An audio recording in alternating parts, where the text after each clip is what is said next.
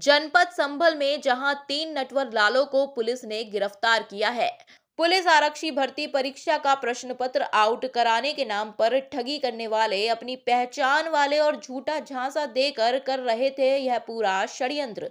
Police भर्ती का paper 5 lakh रुपए में मिलने का दावा किया और कहा कि तुम्हारे साथ कोई और भी भर्ती देख रहा हो तो उसे तैयार कर लो। इसके बाद मोहित ने यह बात अपने परिवार वालों को बताई तो इसकी सूचना तत्काल डायल 112 के माध्यम से पुलिस को दी गई।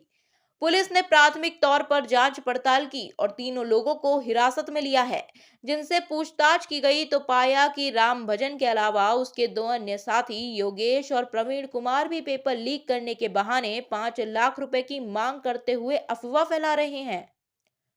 पुलिस के अनुसार तीनों से पूछताछ की गई और उनके मोबाइल नंबर के साथ साथ इंटरनेट मीडिया संबंधी अकाउंट भी खंगाले गए, लेकिन कहीं पर प्रथम दृष्टया कोई ऐसा साक्ष्य नहीं मिला जिसमें कहीं से कोई पेपर लीक हुआ हो। पुलिस ने तीनों के विरुद्ध भारतीय न्याय संहिता 2023 की धारा 318(4) और उत्तर प्रदेश सार्वजनिक परीक्षा अधिनियम 1998 की धारा 11-13 के अंतर्गत दर्ज की है। थाना रजपुरा पर 25/8/24 को ज्ञान प्रकाश निवासी रजपुरा द्वारा तहरीर दी गई, जिसमें उसके द्वारा राम भजन पुत्र नंद किशोर निवासी रजपुरा तथा उसके साथी योगेश कुमार और प्रवीण कुमार निवासी अमरोहा पर आरोप लगाया कि उनके द्वारा उसको झांसा दिया गया कि 5 लाख में उसे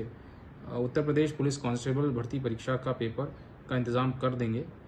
और इस प्रकार की झूठी अफवाह फैला रहे थे। इस संबंध में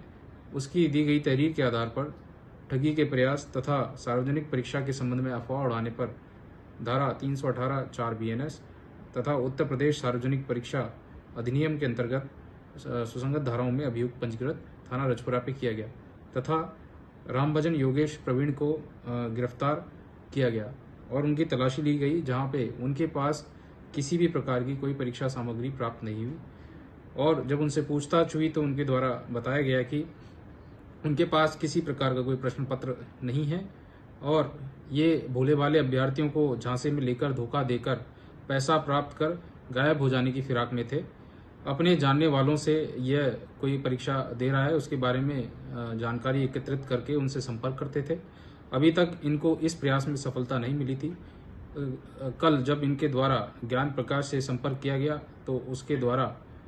पुलिस को इनके बारे में सूचना दी गई, जिसके बाद ये गिरफ्तार हुए। इस प्रकार से तीनों अभियुक्तों को गिरफ्तार किया गया है और इनको जेल भेजा गया है और इसमें आगे अग्रिम विधिक कार्रवाई प्रचलित है।